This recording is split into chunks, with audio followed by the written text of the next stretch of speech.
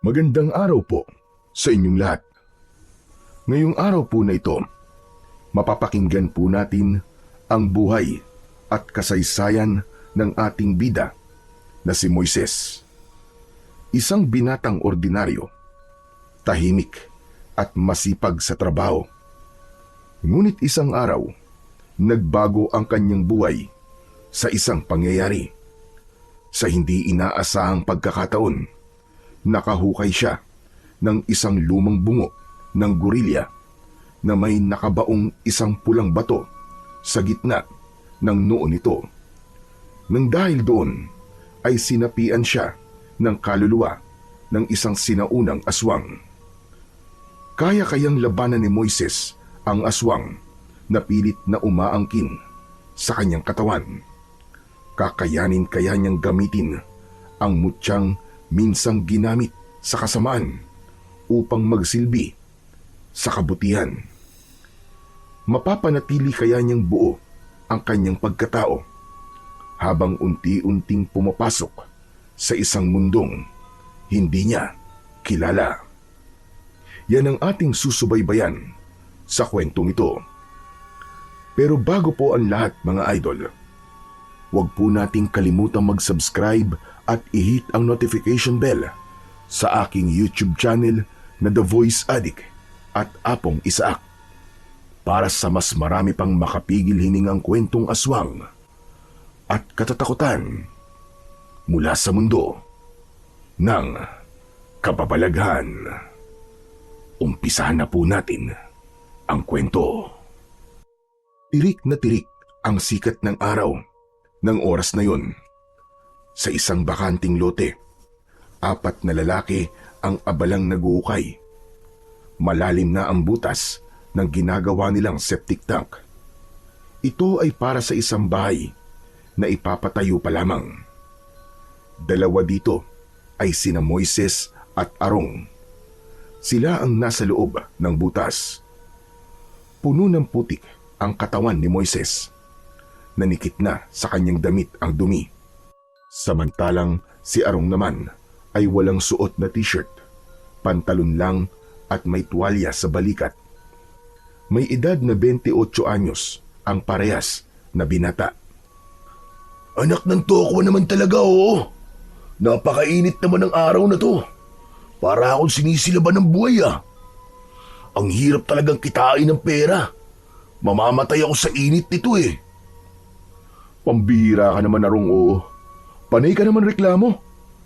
Alam mo, tapusin na lang natin to. Bago magtanghaling tapat, saka tayo magpahinga at makasilong ng konti. Aba pare, immune ka ba sa araw? Hindi ka ba naiinitan? Tignan mo nga itong balat ko, para ng piniritong balat ng kalabaw. Ay nako. Sana man lang kumulimlim ng konti o kaya naman may umihip na simoy ng hangin dito sa atin. Aba, kung gusto mo ng simoy ng hangin, dapat hindi paghuhukay ang kinuha mong trabaho. Dapat sa'yo, tindero ng abaniko sa palengke. Pambihira ka. Loko-loko. Sige na nga, ituloy na lang natin. Konting tiis na lang, matatapos na rin to. Ipinagpatuloy na nila ang kanilang paghuhukay. Maya-maya pa, sa pagbagsak ng bareta, may tinamaan siyang isang matigas na bagay. Normal lang naman ito dahil may malalaking bato talaga silang nakukuha. Ngunit nang ipagpatuloy ni Moises ang pagtapyas sa gilid ng lupa, ay nahulog ang isang matigas na bagay. Pinulot ito ni Moises pero agad ding binitiwan nang mapagtanto kung ano yun. Napaatras siya ng bahagya at nanlaki ang kanyang mga mata. Oh, Chong, bakit? Ano nangyari sa'yo? Pare, tignan mo. Bungo ata to ng tao ah. Ano ka mo? Kagad na nilapitan at pinulot ni Arong ang bagay na tinutukoy ng kanyang kaibigan. Tumawa agad ito nang makitang bungo nga yun ng tao. Pambihira, takot ka sa ganito? Bungo lang naman to eh. Anong nakakatakot dito? Hindi naman sa takot ako. Kaya lang kasi, ano ba tong hinuhukay natin? Bakit may bungo? Baka naman, dating libingan to ha? Ano ka ba? Hindi. Matagal ng bakante ang lupa na to.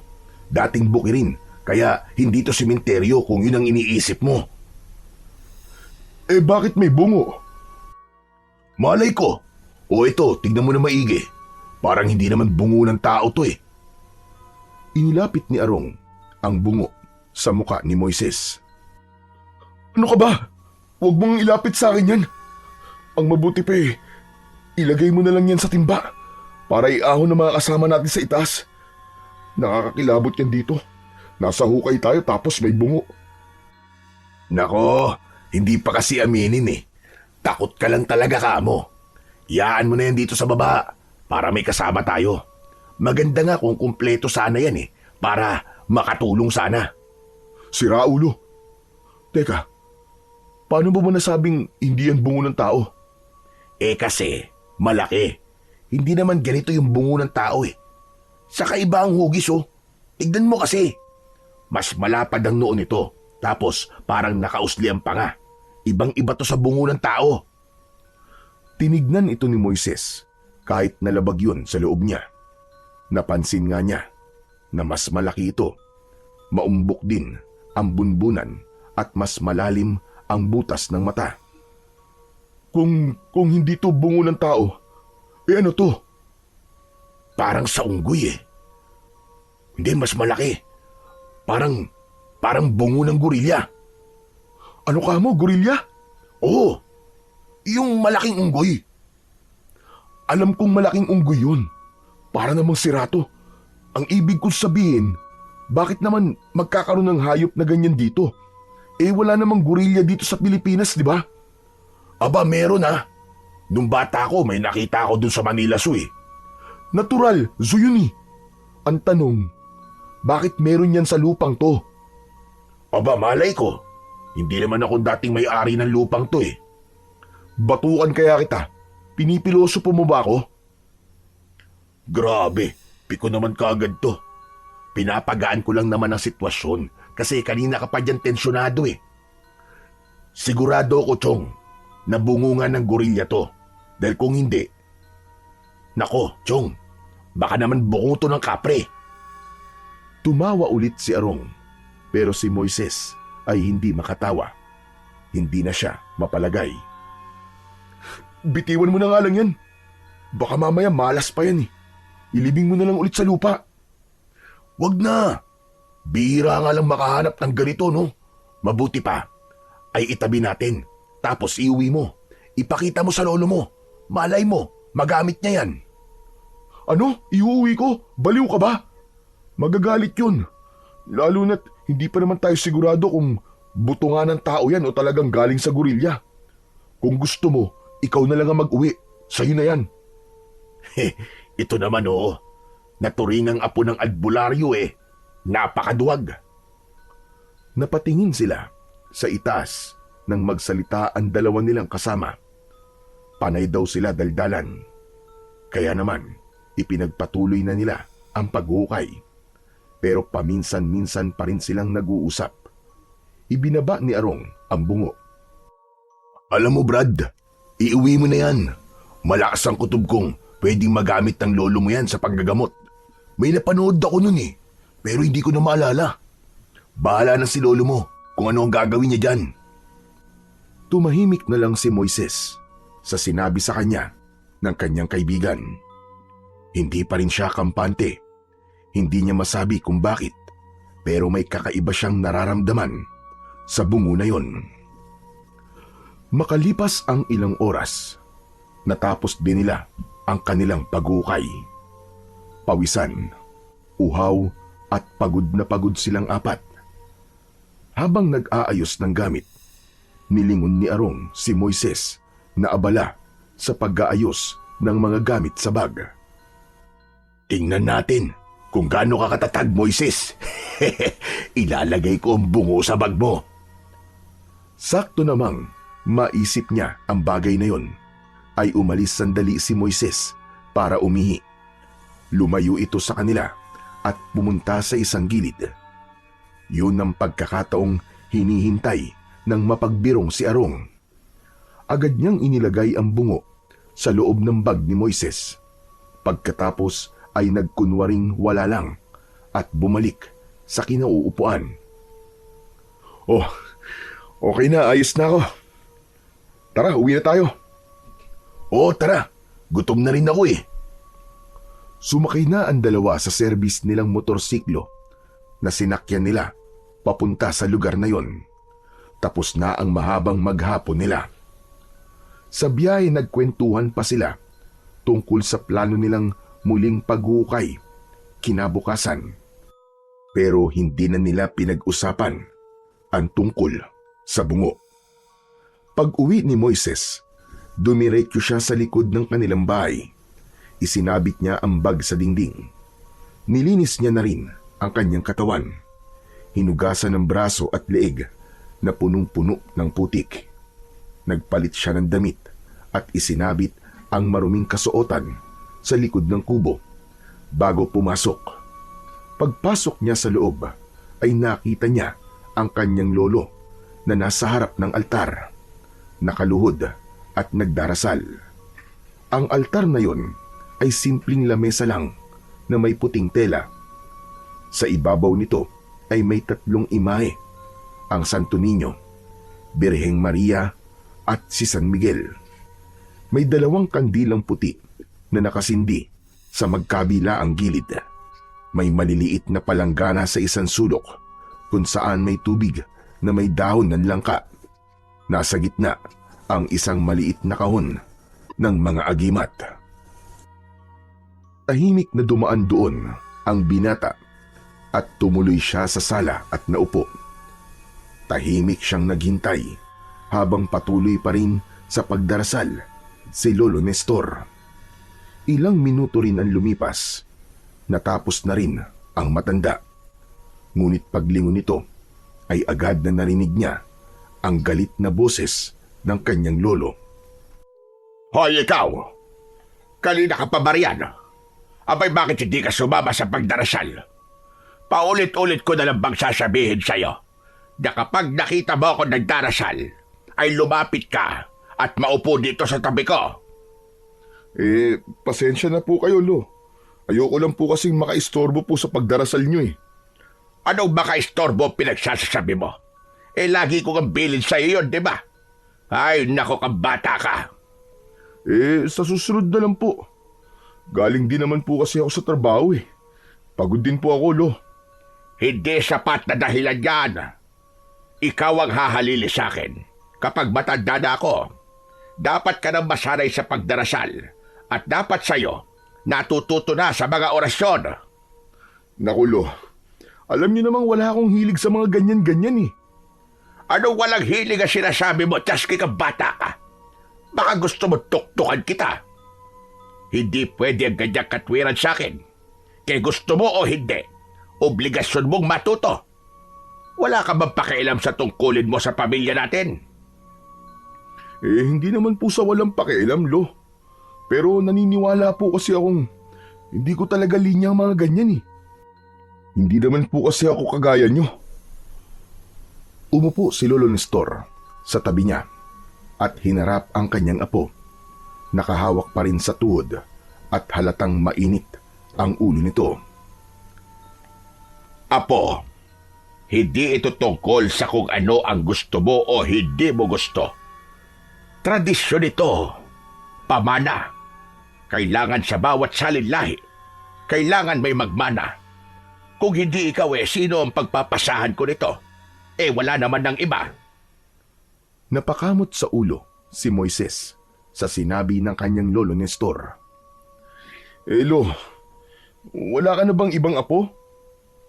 Wala! Kung bakit naman kasi ang nanay mo nagtipid sa anak? Di sana marami akong pwedeng pagpilian. Kaso wala Ikaw lang. Umayo si Lolo Nestor at biglang lumakad palayo sa binata. Sa puntong yun ay alam na ni Moises na galit na ang kanyang lolo at hindi na siya nito kakausapin. Hindi na kumibo pa si Moises. Bagkus ay pumunta na din ito sa kusina at nagsalang siya ng tubig sa kalan. Kumuha siya ng luya, dinikdik ito at saka pinakuluan. Ilang minuto pa ay inilagay niya na ito sa tasa at inihain sa matanda. "Olo, uminom ka muna ng salabat, pampakalma."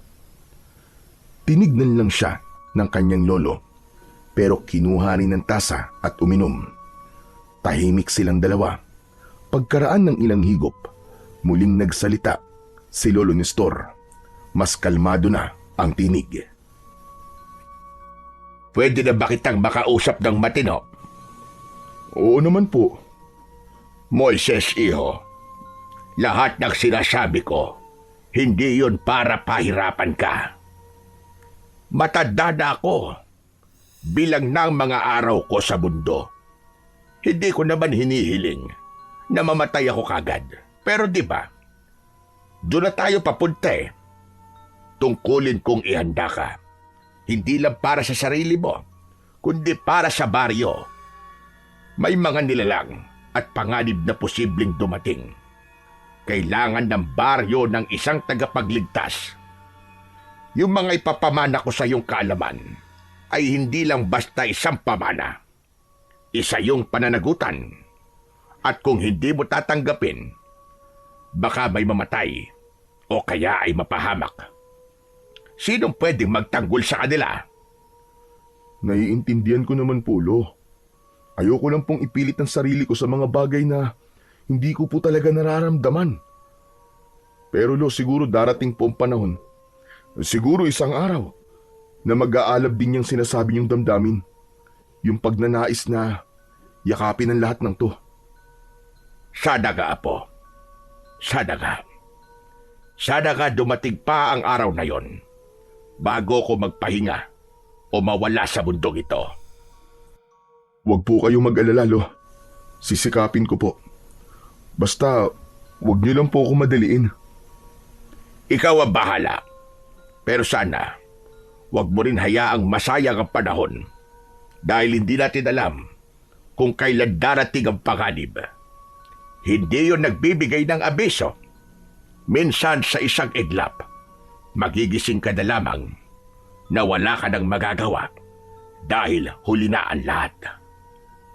Muling uminom ng salabat ang matanda. Pagkatapos ay tumayo ito at dahan-dahang naglakad papunta sa altar. Kinuha nito ang lumang maliit na kahon at muling bumalik sa tabi ng apo. Binuksan niya yun kagad. Lumapit ka rito at may ipapakita ko sa'yo. Sa loob ng kahon ay may mga luma at maalikabok na gamit. May mga anting-anting, lumang larawan at isang supot na yari sa balat ng ahas. Ito ang mga iniwan sa akin ng lolo at tatay ko noon. Lahat ng tagapag-ingat sa linya ng dugo natin ay may iniiwang bahagi ng sarili dito. Tingnan mo to. Itinaas niya ang isang itim na kwintas na may nakakabit na pangil ng hayop. Ito ang pangil ng itim na aso. Huwag mong iisipin na isa lang itong simpleng kwintas. Yan ang tumulong na mailigtas ang buhay ng lolo ko noon. Yung sinalakay niya ang isang baryong puro aswang ang nakatira. Sa kanya ang mutyang yan. Ito namang isa, kay tatay galing. Lahat ng mga nagmamana nito ay may kanya-kanyang agimat na gamit. Iba naman na sa akin. At darating ang panahon, magkakaroon ka rin ng sayo. Ano ho? Magkakaroon din po ako ng sarili kong mutya? Oo, pero depende pa rin yun. Pwedeng magkaroon ka ng bago o kaya naman may mamanahin ka sa mga ito na pwede mong gamitin. Depende sa mga mutya kung ikaw ang pipiliin nila. Pero sa pagkakaalam ko, hindi pa nangyayari yon. Lahat ay may kanya-kanyang agimat o mutya. Ang tanging responsibilidad lang ng may tangan ng mga to ay ang alagaan sila at ingatan. Ganun po pala. Kaya pala maski minsan sa dami niyan, hindi kayo nag-iba ng suot na kwintas. Pero bakit po ganun, Lo? Kapag po ba ginamit niyo ang mga yan, wala po bang bisa? Meron pa rin silang bisa. Pero hindi kasi sila nagpapagamit ng basta-basta. Ang bawat butya, may sarili silang kapangyarihan at ugali. Hindi sila parang laruan lang na kapag gusto mong gamitin, agad nagagana. Kailangan nilang maramdaman na totoo ang hangarin mo, na hindi mo lang sila ginagamit para lang sa sarili mong kapakinabangan. Saka kung alam nilang hindi ikaw ang may-ari ng mutya, hindi talaga sila magpapagamit. Para po palang may isip din ang mga yan, ano? Oo, parang gano'n na nga. Tama ka. Nagpatuloy sa pagsasalita si Lolo Nestor. Maya-maya pa ay may inilabas itong isang maliit na bato na kulay berde. Nakatali naman ito sa isang itim na sinulid. Aniya, ito raw ang mutya na galing naman sa isang diwata sa sapa at kaya nitong linisin ang dugo ng isang taong nalason o nawaan ng laway ng isang aswang. Ngunit hindi ito gumagana kung hindi tanggap ng diwata ang taong may hawak nito. Kaya minsan, kahit na anong dasal ng may hawak, hindi ito tumatalab. Habang nagkikwento ang matanda, tahimik lang si Moises. Unti-unti na niyang nauunawaan ang lahat ng mga sinasabi ng kanyang lolo. Pero sa kabila ng lahat ng pagpapaintindi sa kanya, alam niyang hindi pa rin siya ang karapat-dapat. Sumapit na ang gabi. Matapos ang kanilang simpleng hapunan, pumasok na sa kani-kanilang silid ang dalawa. Maagang nakatulog ang binata dahil na rin sa matinding pagod ng kanyang katawan. Ngunit pagsapit ng 12:00 ng madaling araw, biglang naalimpungatan ang binatang si Moises. May narinig siyang isang kakaibang tunog. Hindi ito normal, isang mahina pero malalim na ungol o bulong. Pinakinggan niya itong mabuti at nalaman niyang galing ito sa likod ng kanilang kubo. Agad siyang nagtalukbong ng kumot. Pilit niyang pinipikit ang kanyang mga mata, pero nanatiling gising ang kanyang diwa. Nagpatuloy ang ungol, para bang may umaakyat o bumabangong bangkay sa lupa. Mas lalo siyang kinabahan nang tumagal ito at mas dumakas sa paglipas ng ilang sandali. Anak ng, ano ba yun? Gabing-gabi na eh. Ayaw magpatulog. Tumayo siya, dahan-dahan sa paglalakad, palabas ng kanyang silid. Ngunit nang makarating siya sa sala, natigilan siya nang biglang bumukas din ang pintuan ng kwarto ng kanyang lolo. Nagkatinginan pa silang dalawa. Lo? Oh, ba't ka nandyan sa sala? Anong ginagawa mo riyan? Teka, Huminto sandali si Lolo Nestor. Bagyang kumunot ang noo. ikaw ba yung umuungol? Huwag mo sabihin gumagawa ka ng bilagro rito sa sala sa ganitong oras. Abay, paawat ka naman, Dasky, kang bata ka. Pambihira ka talaga, oo. Lo, hindi po no. Wala po akong ginagawa. Bigla lang po ako nagising eh. Dahil nga po sa ingay na yun. Hindi daw. Bakit pawis na pawis ka? Para kang may hinahabol na kung ano.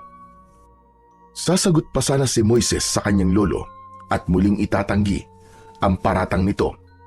Pero kapwa sila natigilan nang muling marinig ang ungol na nagmumula sa likod ng bahay. Oh, kita niyo na? Sabi ko naman po sa inyo, Louie. Hindi po ako yun. Alam ko, ikaw naman hindi ka na mabiro. Pero yung ungol na yon, alam ko ring hindi pagkaraniwan. May nararamdaman akong isang masamang presensya. Ano ho? Masamang presensya? Ano po, Lolo? Multo po ba? Hindi lang multo. Mas malala pa sa multo, iho. Tignan mo. Ngayon lang ako kinilibutan ng ganito sa tanang buhay ko. Mabilis na kinuha ni Lolo Nestor ang kanyang sandata na buntot pagi at dahan-dahang lumapit sa pinto ng kusina. Nag-alangan naman bigla si Moises. Lo, ano pong balak nyo? Lalabas po ba kayo? Oo, iho. Kailangan kong malaman kung saan o kanino nanggagaling ang ungol na yon. Lo, baka po pwedeng wag na lang. Baka po kasi may masamang tao lang na nagtitrip po dun sa labas eh. Ngunit hindi nakinig ang matanda sa sinabi ng apo nito. Lumabas pa rin ito ng pinto. Kaya naman, dali-daling kumuha si Moises ng itak sa gilid ng kusina at sumunod. Paglabas niya, nakita niyang nakatayo ang lolo niya sa harap mismo ng kanyang bag. Iho, ano tong laman ng bag mo? Po, mga gamit ko lang po sa trabaho saka ilang extra po na damit. Bakit po, Lolo? Nalaman na kagad ni Moises ang sagot nang sa paglapit niya ay muling narinig ang pag-ungol. Nanindig ang balahibo niya nang mapagtantong dun mismo sa bag niya nang gagaling ang kakaibang tunog. Natigilan siya. Hala, bakit po may tunog dyan? Abay balay ko sa'yong damuho ka.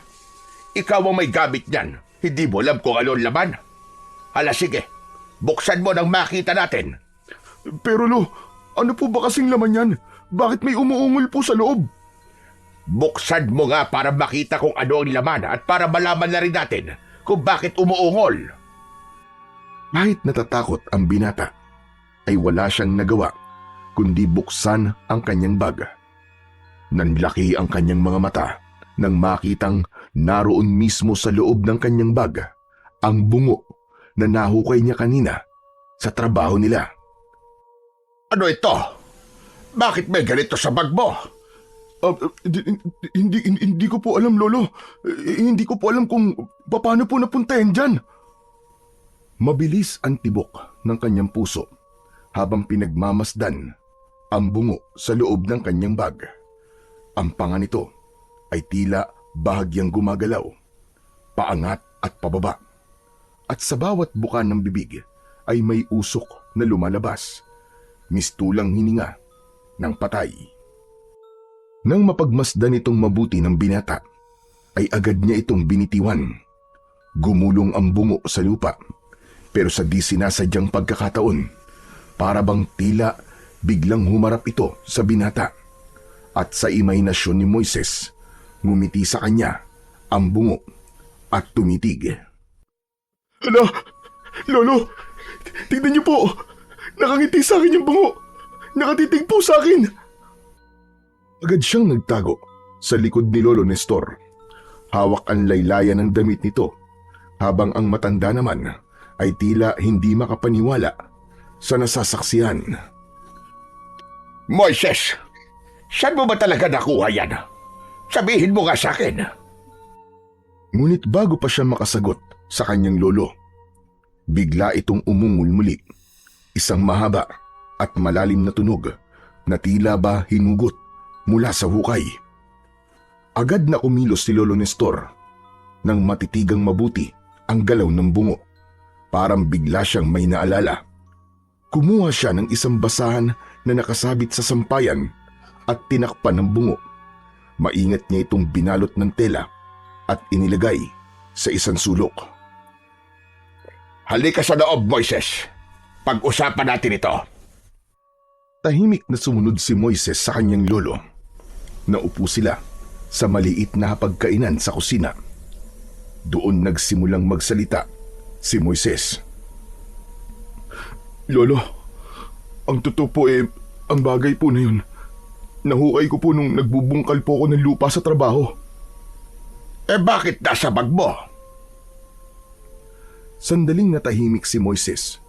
Doon niya biglang naalala ang kaibigan niyang si Arong. Si Arong, ang huling taong nakita niyang tila hinawakan ng bag niya bago sila umuwi. Anak nang, mukhang alam ko na po kung sino po naglagay nun sa bag ko. Sigurado po ako, Lolo, na si Arong yun. Nung nahukay ko po kasi yun, pinipilit po niya akong iuwi ko daw tapos ipakita daw po sa inyo. Baka raw po kasi magamit niyo sa panggagamot. Sabi niya baka daw po may kapangyarihan yan.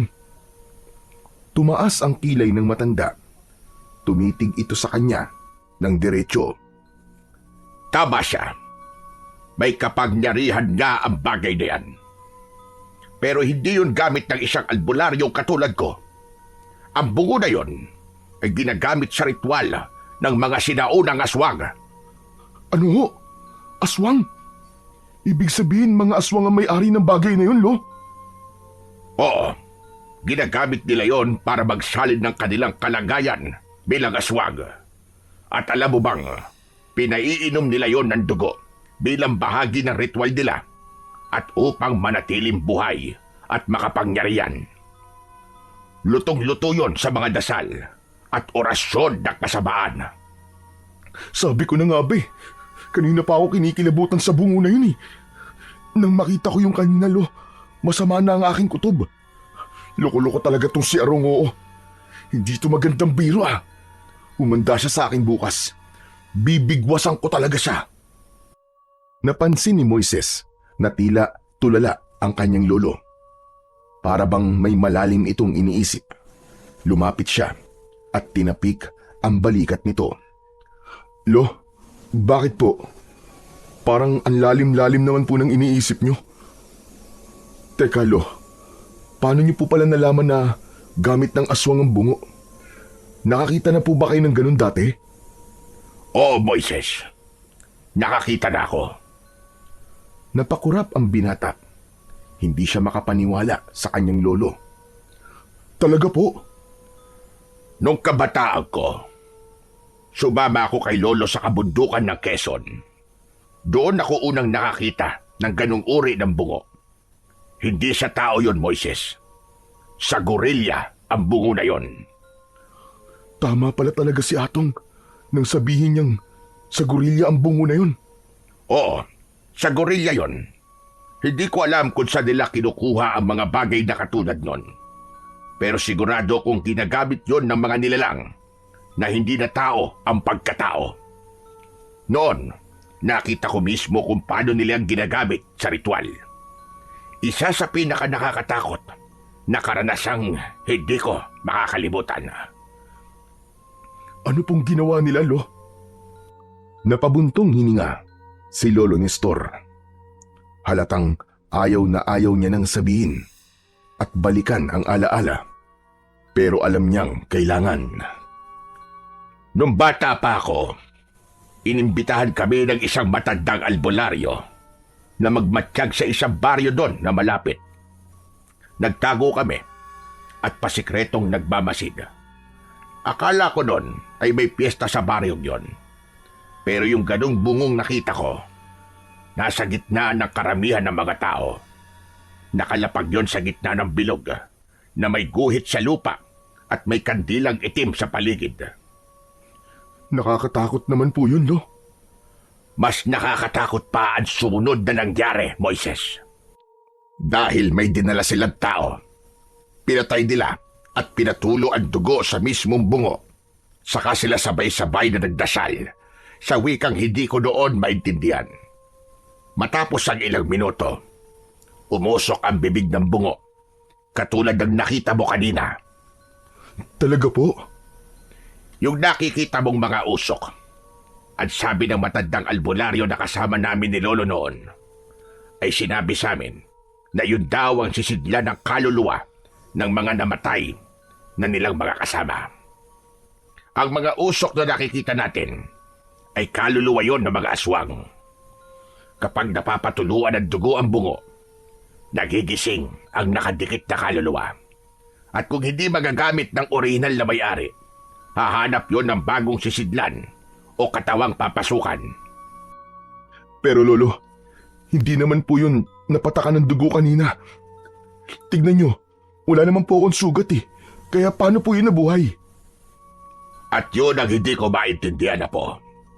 Kailangan agad siyang mailibing. Pero hindi dito. Hindi natin pwedeng itago o iwan dito ang bungo na yon. Napakadelikado. Lo, bakit? hindi niyo na lang po sirain. Hindi basta-basta pwedeng sirain ng mga gamit na ginagamitan ng sinaunang ritual, iho. Kung pilitin mo yon, baka sa halip na mawala ang kapangyarihan, lalo nang lumipat sa kung sinong malapit. Baka sa'yo, baka sa akin, mas delikado pa. Grabe, hindi ko po talaga alam, Lo. Anak ng tutsa, oo. Kasalanan talaga to ni Arong eh. Nilagay niya ako sa panganib. Hindi ko talaga siya mapapatawad. Humanda talaga siya sa akin. Teka, huwag ka na munang magalit sa kaibigan mo. Mukhang hindi naman talaga niya intensyon na ipahamak ka. Ngayong gabi, huwag mo munang lalapitan ang bungo. Bukas, ibalik mo na lang yan kung saan mo yan nahukay. Kailangan mong isole. At kailangan ay pabaunan kita ng isang orasyon. Kung may nakadikit ng buhay na espiritu dyan, kailangan yung pawiin at ibalik sa impyerno kung saan siya naggaling. Ako po? Hindi po ba pwedeng kayo na lang po magbaon nun? Ba't ako? Ako ba nakahukay? Ikaw lang ang maaaring magbaon yan muli sa lupa. Wala nang iba, Moises. Pero Lo, hindi po ba nangangagat yun?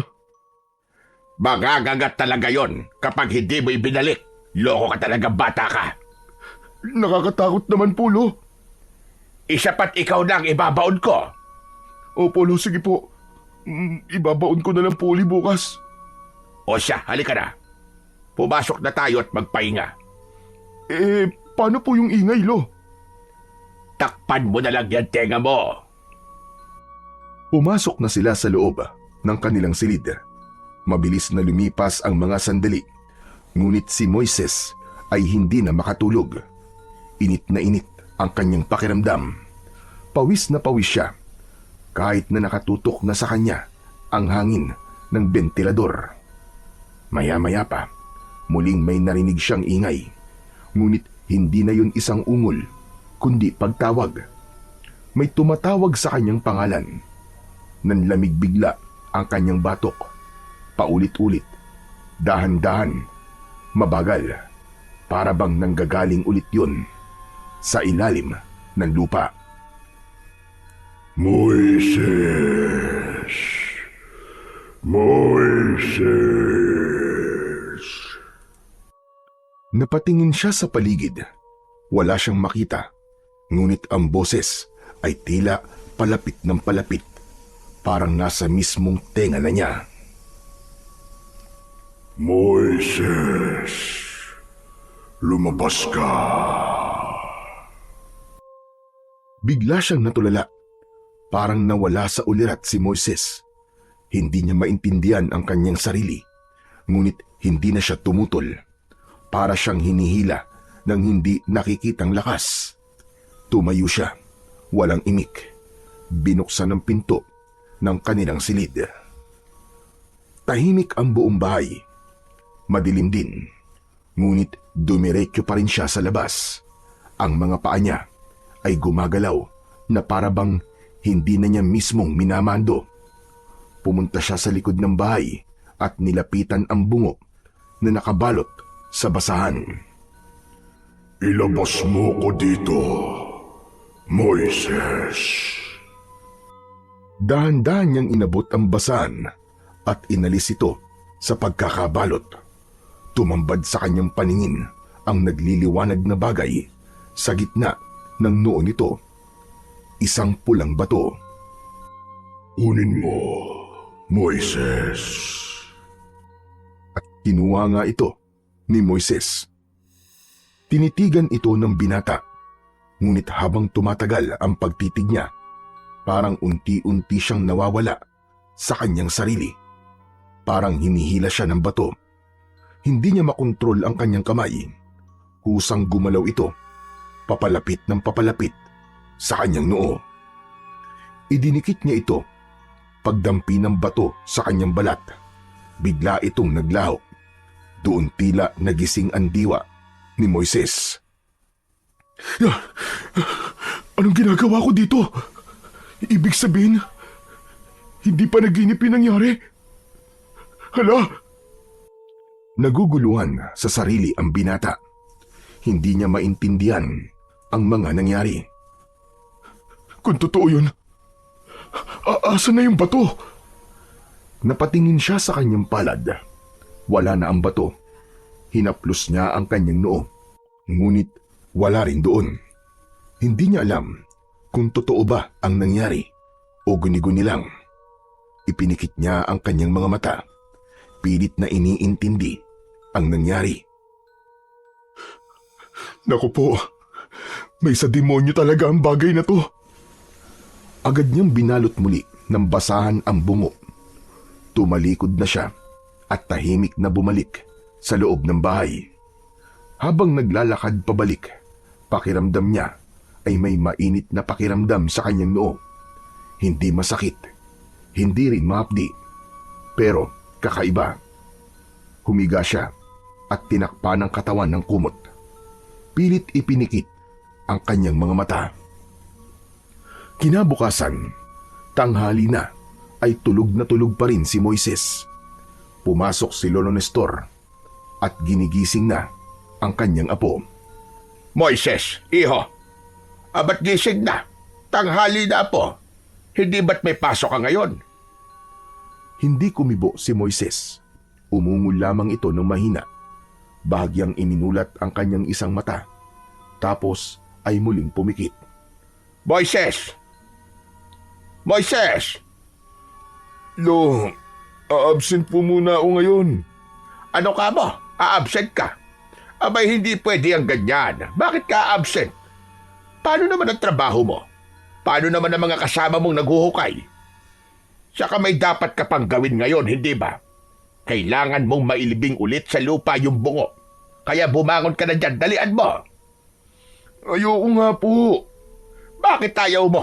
Tinatamad ka na naman. Bumangon ka na kasi dyan at maya-maya lang ilandito na si Arong. Ngunit hindi na kumibo si Moises. Nakapikit pa rin ito. Napansin ng kanyang lolo na medyo maputla ang kulay ng balat niya at may bahagyang panginginig ang mga labi ng binata. Nilapitan niya ito at hinawakan sa kanyang noo.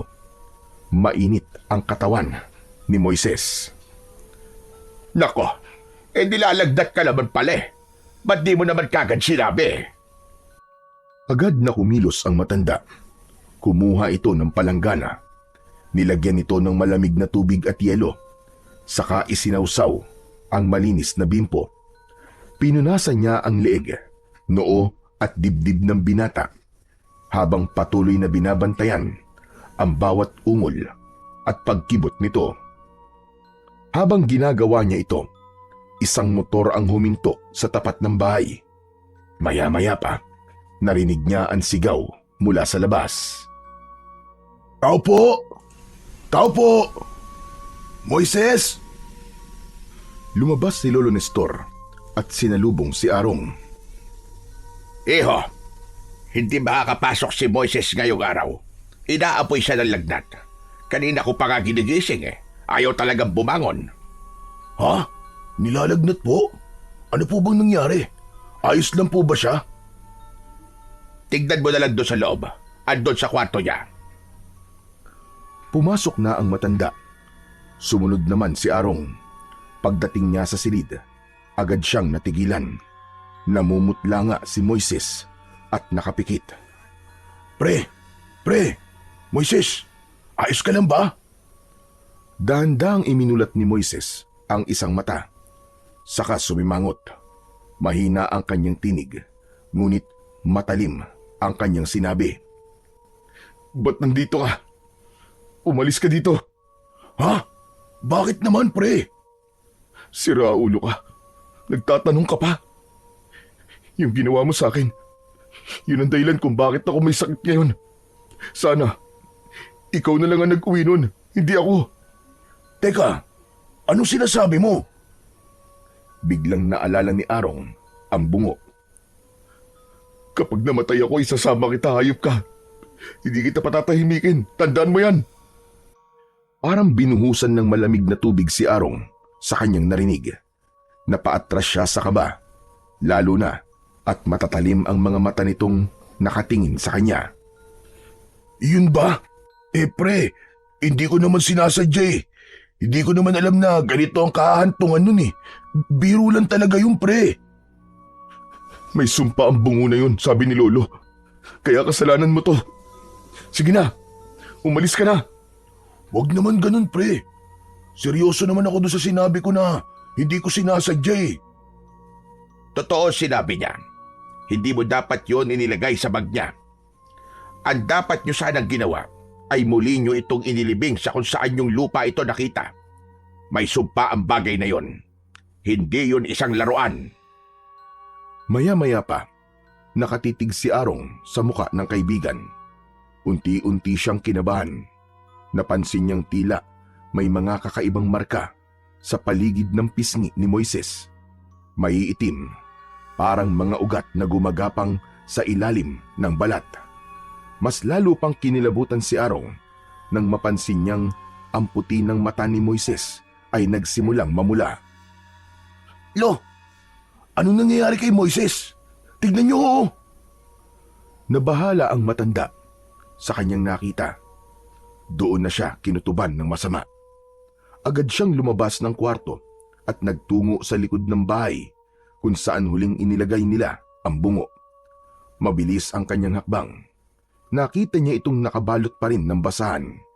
Lumuhod ang matanda at dahan-dahang inalis ang basahan. Hinawakan niya ito, pero iba na ang pakiramdam niya. Wala na siyang maramdamang anumang kakaibang presensya sa bagay na yun. Hindi tulad kagabi. Hindi maaari. Parang wala ng laman. Sinasabi ko na nga ba, at posibleng magyari ito. May kutob ang matanda. Kinuha niya ang bungo at dinala niya sa loob ng bahay. Kailangan niyang makasiguro na totoo ang kutob niya. Kailangan niyang masiguro kung talagang may dapat ba siyang ipag-alala o wala. Dinala niya ang bagay na yon sa harap ng kanyang altar. Nagsindi siya ng puting kandila. Naglagay ng insenso at nagsimula siyang magdasal. Magsasagawa siya ng pagtatawas. Kumuha siya ng isang papel at inilagay doon ang pangalan ni Moises at idinarang ito sa ibabaw ng usok mula sa kandila. Naramdaman niya kagad ang mainit na singaw pero tiniis niya yon. Unti-unting lumitaw ang mga imahe sa papel. May nabuong anyo ng isang matandang lalaki. Malalim ang kanyang mga mata. Mahaba ang muka at tila may sungay na nakausli mula sa gilid ng ulo. Ang balat ay parang sunog at ang bibig ay bahagyang nakangisi. Nanlaki ang mga mata ng matanda. Diyos ko po, ito na nga ba sinasabi ko? May sumanib na sa apo ko. Agad na nabahala ang matanda. Alam niya kasing hindi yon karaniwang multo o kaluluwa lang na sumanib. Isa itong espiritong malupit. Isang dating nilalang na minsang naging bahagi ng daigdig ng mga aswang. Marahil isa sa mga pinuno o isang tagapasa ng kapangyarihan. At ngayon nakita niya mismo ang kaluluwa ng dating tagapangalaga sa bungo ng gorilya ay nasa katawan na ni Moises. Tumayo si Lolo Nestor. Mabilis na kinuha ang bote ng banal na tubig at langis. Pumasok siya sa kwarto ng apo. Pagpasok ni Lolo Nestor sa silid, agad niyang naamoy ang matapang na singaw ng usok na may halong amoy dugo. Nanindig ang kanyang balahibo. Paglingon niya sa gitna ng kwarto, halos mabitiwan niya ang kanyang mga bitbit. Si Moises, nakalutang na sa hangin.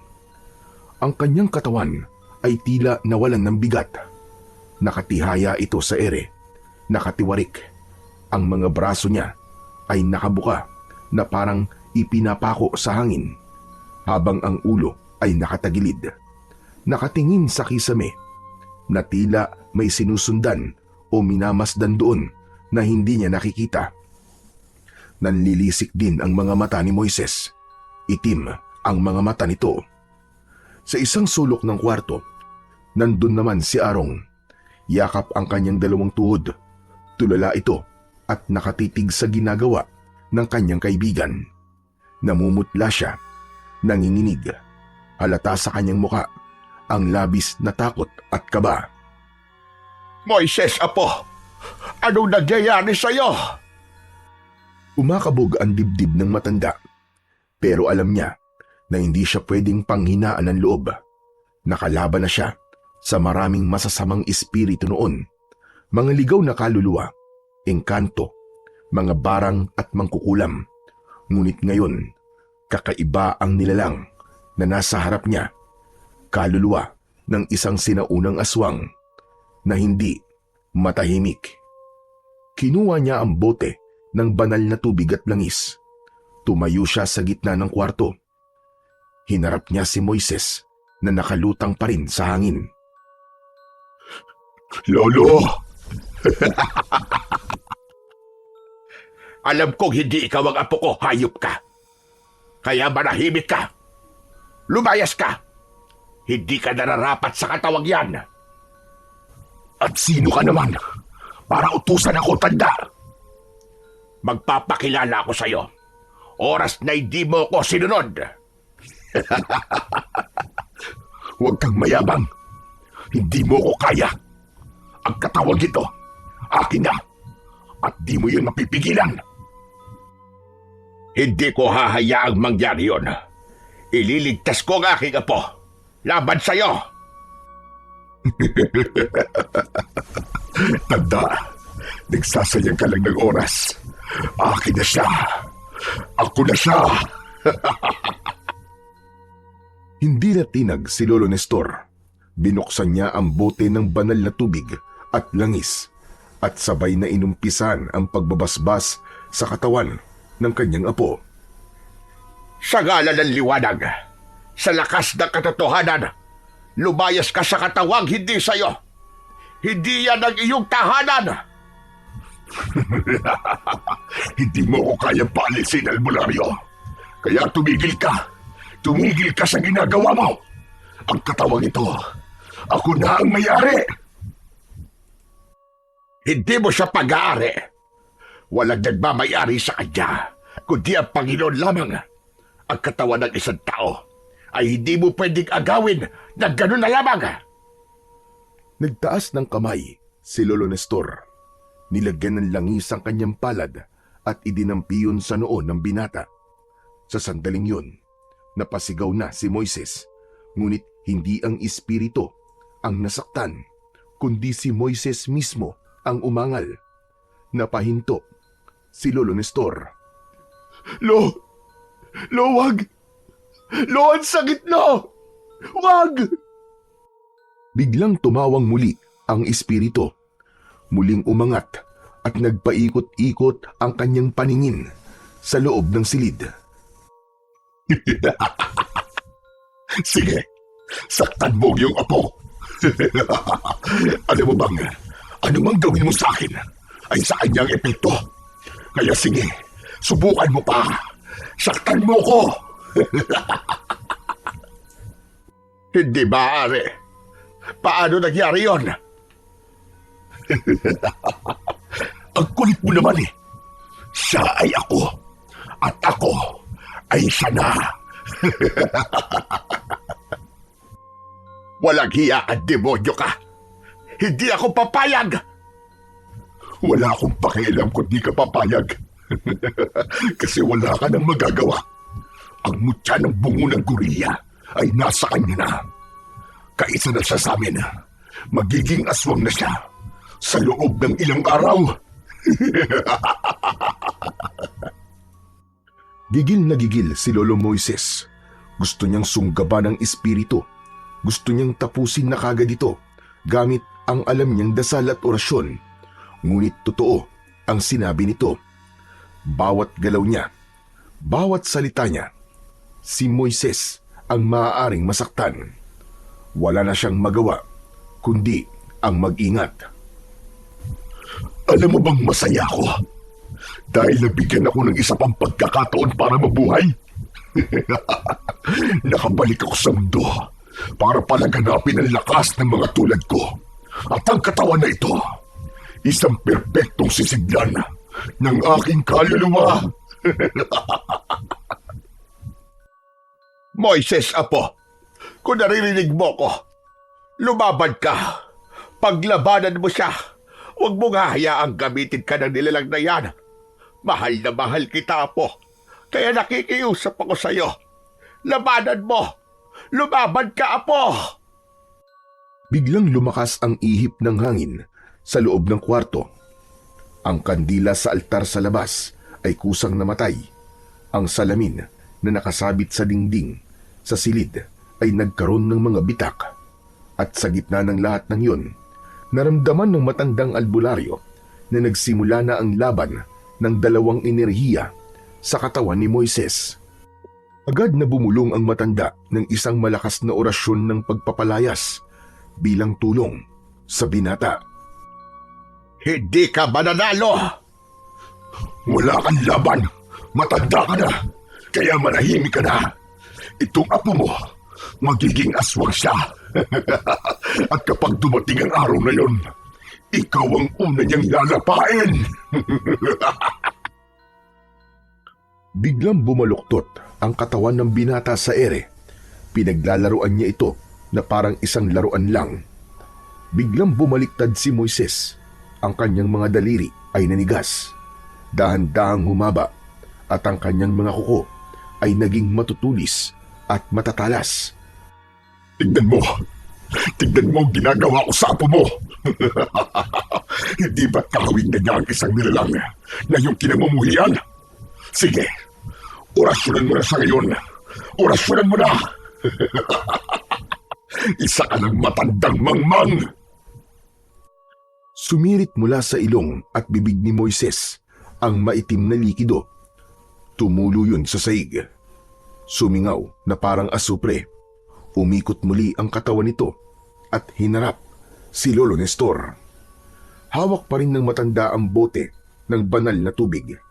Gustong-gusto niyang gawin ang pangontra na itinuro sa kanya ng kanyang lolo at tatay. Pero nanginginig ang kanyang mga kamay.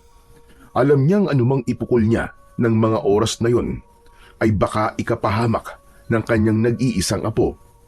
Minsan niya nang naranasan ang ganitong labanan noon at doon niya natutunang mas mahirap kapag ang sinasaniban ay mahal mo. Pinunasan niya ang kanyang pawis at sa kabila ng takot, tinignan niya ng diretso ang espiritu. Hindi ikaw ang magpapasya sa kapalaran ng batang yan.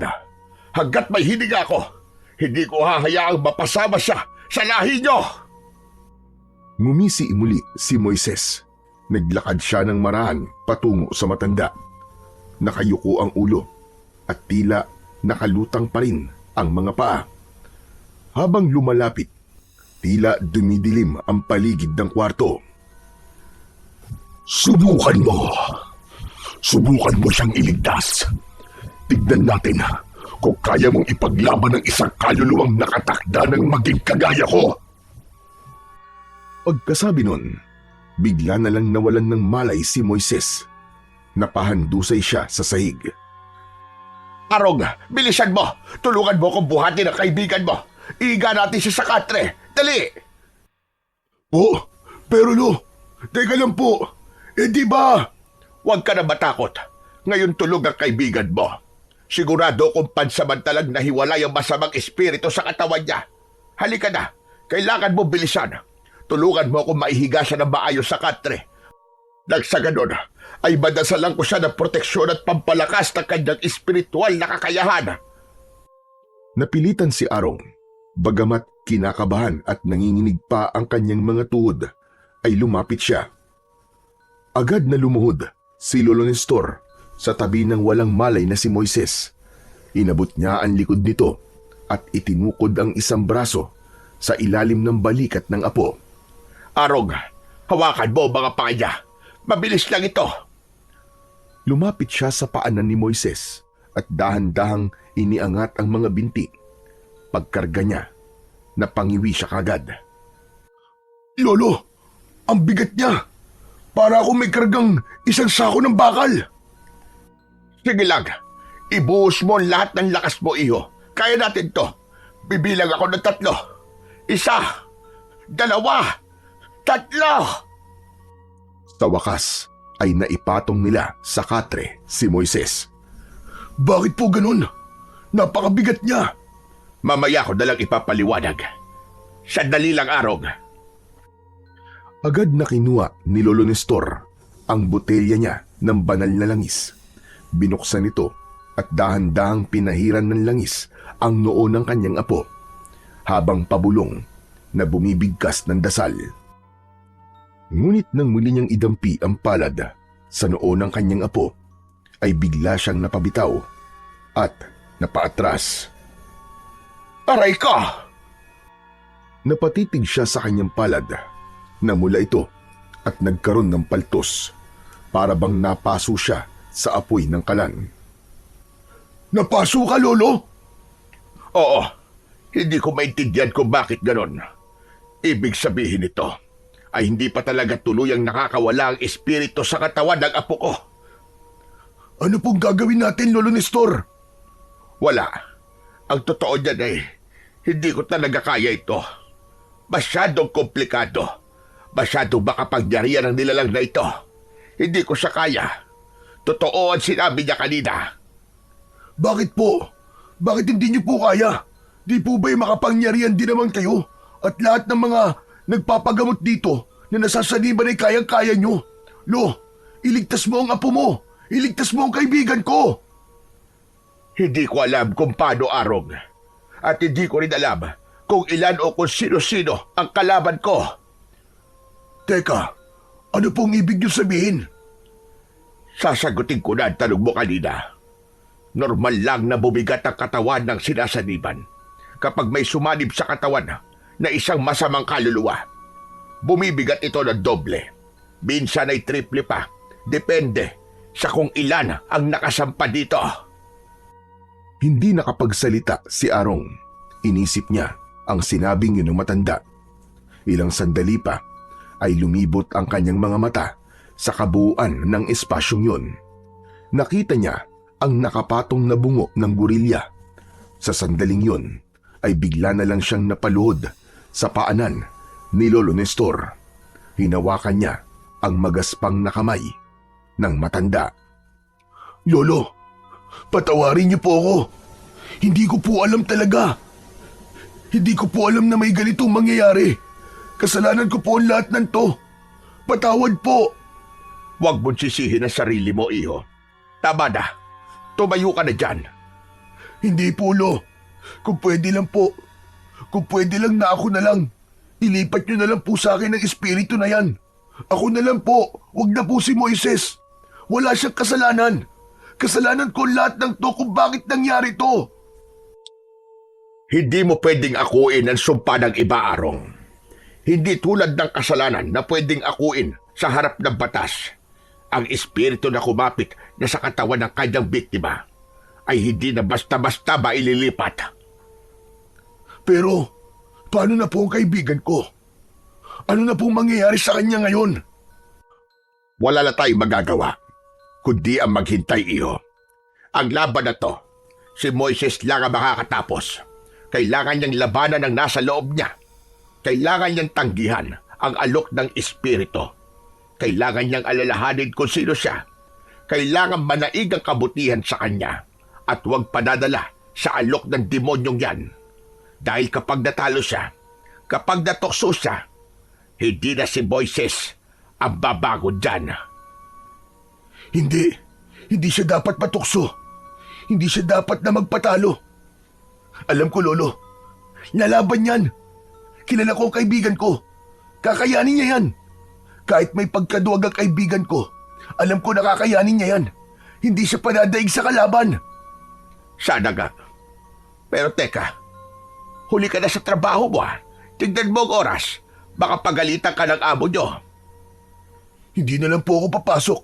Dadaan na lang po ako dun mamaya para sabihin na nagkasakit po si Moises. Kung magalit sila, edi aalis na lang po ako. Maghanap na lang sila ng ibang gagawa dun.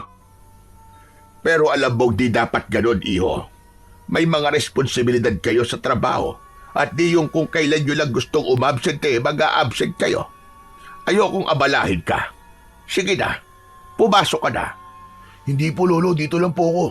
Sasamahan ko po kayo. Babantayan ko po si Moises. Babantayan ko ang kaibigan ko. Matigas ka rin talaga, Arong. Gaya ng kaibigan mo. Pareho kayong pasaway. Kasi po, alam kong kapag ako nasa lugar niya, alam kong hindi rin siya aalis. Hindi po ako mapapalagay na magtrabaho habang hindi ko alam kung ano nangyayari sa kanya o kung gigising pa ba siya o kung siya pa ba yung babangon. Sandaling natahimik ang matanda. Pinagmasdan niya ang kabuuan ni Arong. Sa dami kasi ng kabataan sa kanilang lugar, si Arong lang talaga ang naging matalik na kaibigan ni Moises mula nung bata pa ito. Salamat, Arong.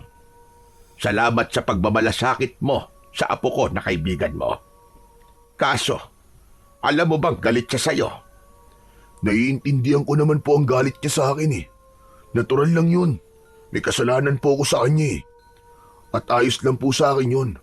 Basta, maging maayos na siya. Pag nagising siya, Lolo, kahit suntukin niya ako ng ilang beses, ayos lang, hindi ako papalag. Para makabawi siya sa lahat ng mga kalokohang nagawa ko.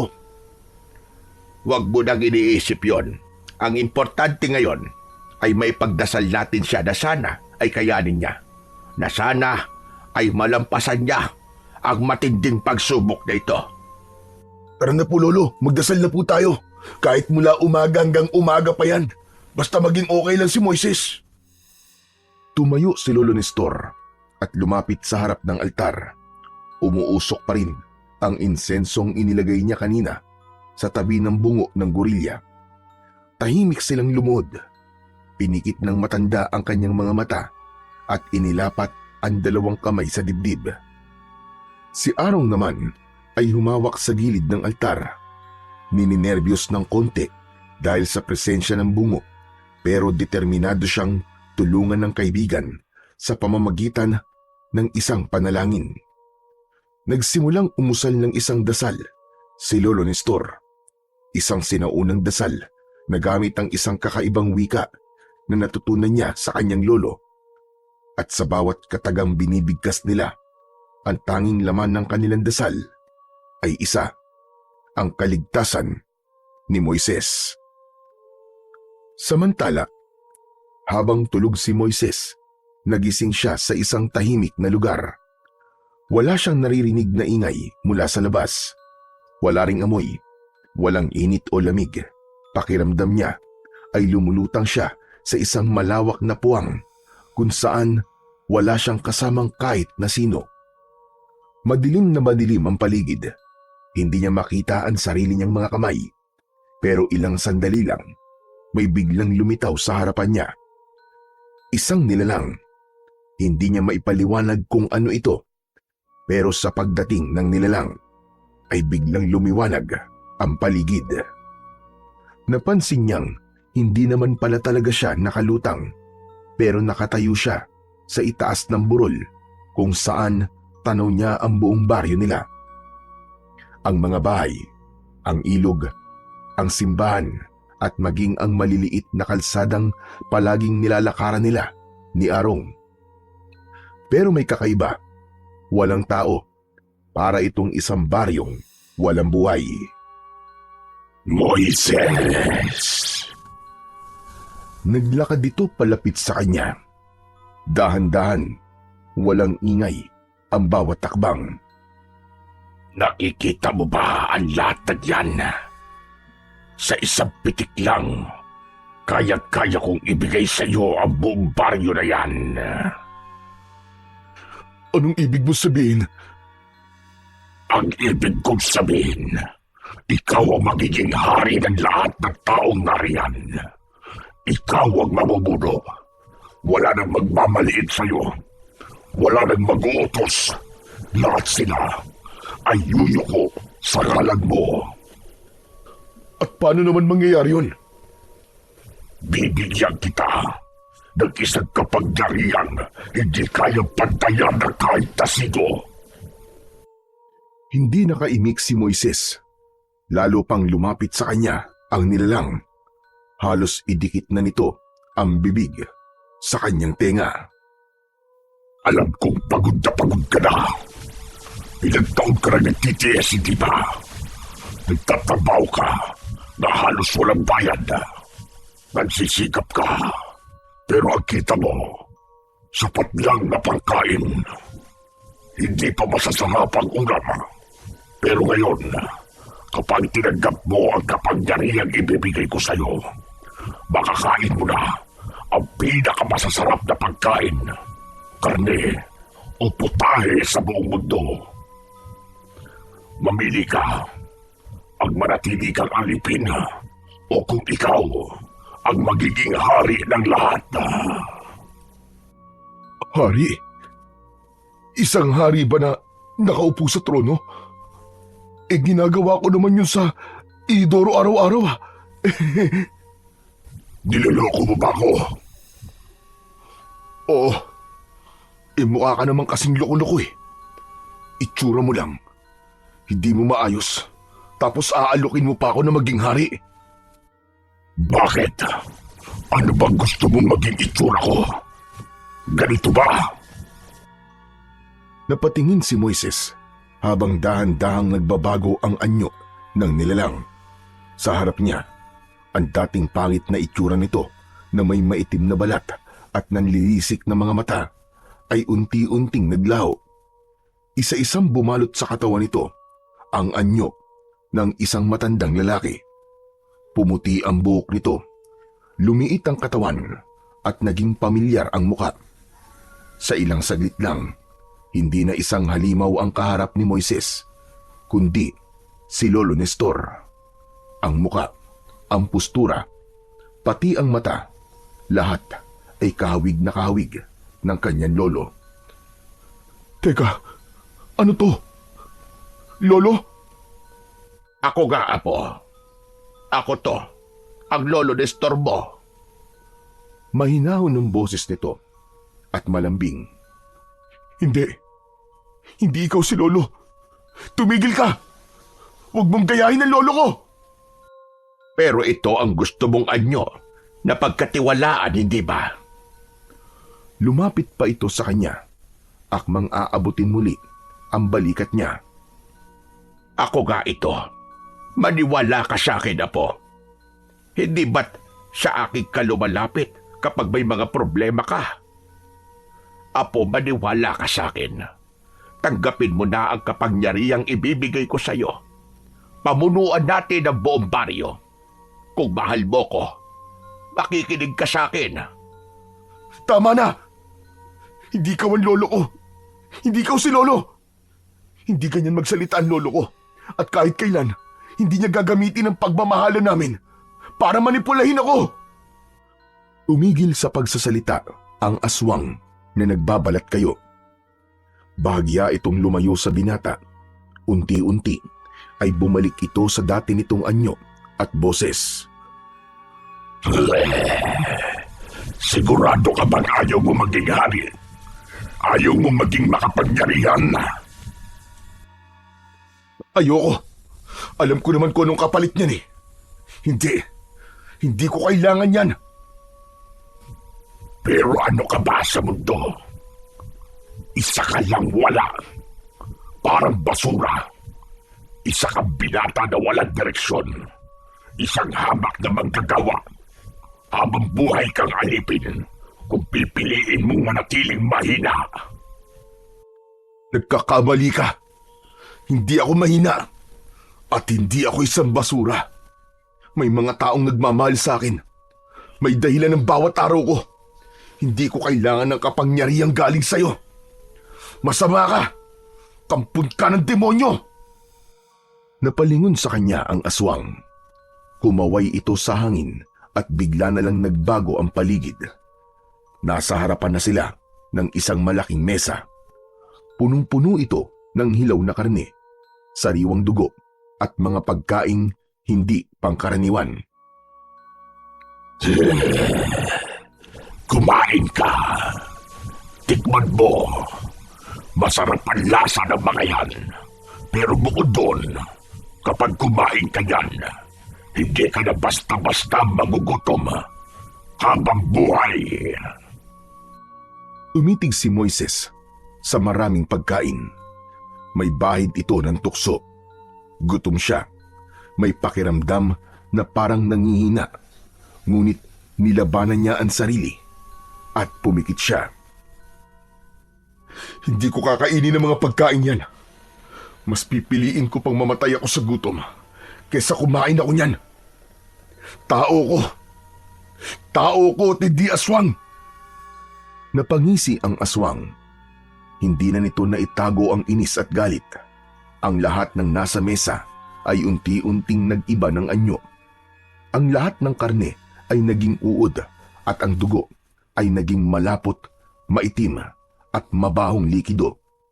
Umalingasaw ang napakabahong amoy sa paligid. Halos masuka ang binata. Hindi mo na ako kailangan paalalahanan kung ano ka, Moises. Ang tanong, hanggang kailan mo kayang ipaglaban ng pagiging tao mo? Tao ka nga, pero may matya ka na. Isa ka na ngayong lalagyan, isang bukas na pinto. At hindi mo na mababago yun kailanman. Napakuyom ng kamao si Moises. Naramdaman niya ang bahagyang panginginig ng kanyang tuod. Gutom na gutom talaga siya. Pagod. Hindi siya sigurado kung gaano pa siya katagal sa lugar na yon. Ilang tukso na rin ang binanggit sa kanya. Pero isa lang ang sigurado niya. Ayaw niyang bumigay. Lalo pa at naaalala niya ang mga aral at payo ng kanyang lolo. Kahit nilagyan mo pa ako ng mantsa, kahit sabihin mong mahina ako, wala kang karapatang angkinin ng pagkatao ko.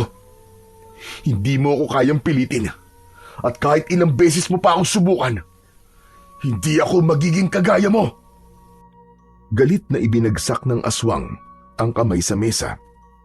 Biglang nagliyab ang paligid at sa gitna ng malaking apoy, lumitaw lahat doon ang lahat ng mga materyal na bagay na pinapangarap niya.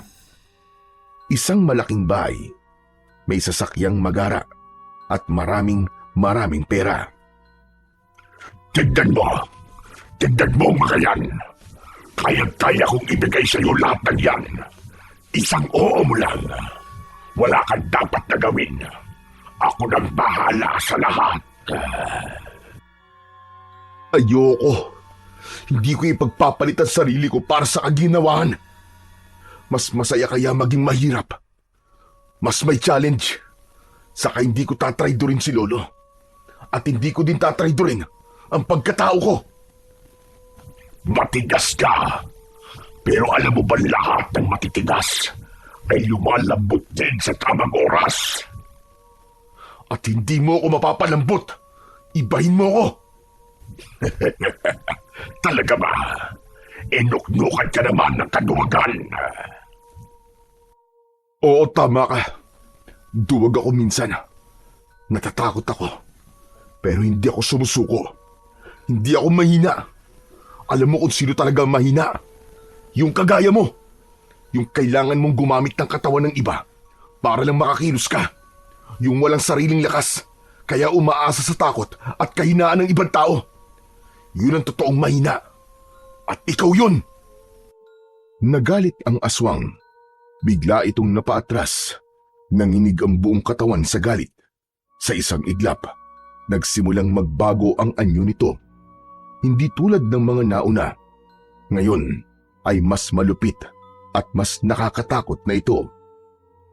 Lumaki ang katawan nito, higit pa sa laki nito kanina.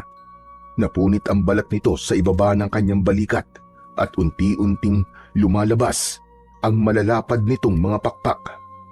Tumubo din ang matutulis nitong mga sungay sa magkabilaang gilid ng ulo.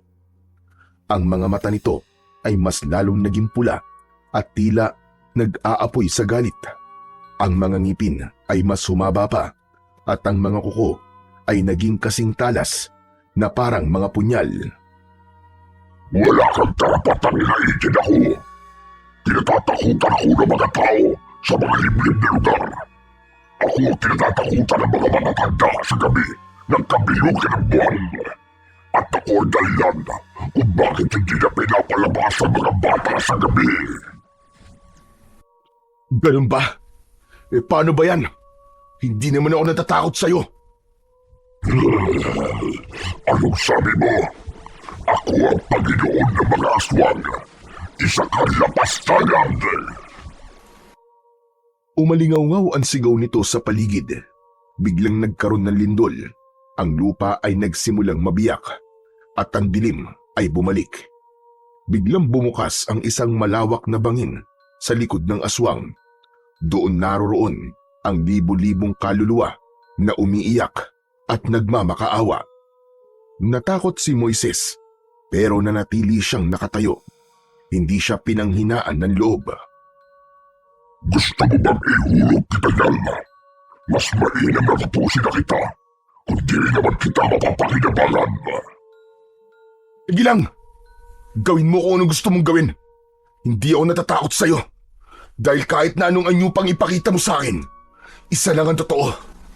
Hindi mo ako makukuha. Mananatili ang pananampalataya ko sa Panginoon na siyang tunay na lumikha. Siya lang ang nagmamay-ari sa akin. Napuno ng katahimikan ang paligid. Muli, tumingin ang aswang sa kanya. Hindi na ito makangiti o makangisi. Ang kanyang anyo, punong-puno ng galit at pagkadismaya. Matigas talaga ang ulo mo, bata. Pero ito tatandaan mo. Hindi kita kailangan pilitin. Darating ang tamang oras at ikaw na mismo lalapit sa akin. Darating ang araw na gugustuhin mong tapusin ang paghihirap na mararanasan mo at ako lang ang makakatulog sa iyo. Lumapit ang aswang. Inabot nito ang noo ni Moises. Ngunit sa oras na dumihit ang kanyang palad, may liwanag na biglang sumabog mula sa katawan ni Moises. Napaatras ang aswang. Napasigaw pa ito.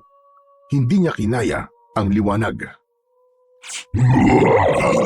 Hindi pa tayo tapos, Moises. Babalik ako. Hindi kita patatahimikin. Pagbabayaran mo ang lahat ng pag-iinsulto mo sa akin. Sa isang iglap, nawala na ang aswang. Pagdilat ng mga mata ni Moises, nakahiga na siya sa kama. Pawis na pawis. Mabigat ang dibdib, pero alam niyang nanalo siya, kahit pansamantala lang. Sa labas ng kwarto, ay may narinig siyang nagdarasal.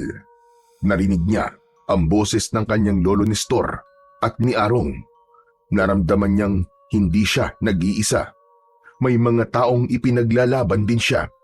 At dahil dun, lumakas ang loob niya.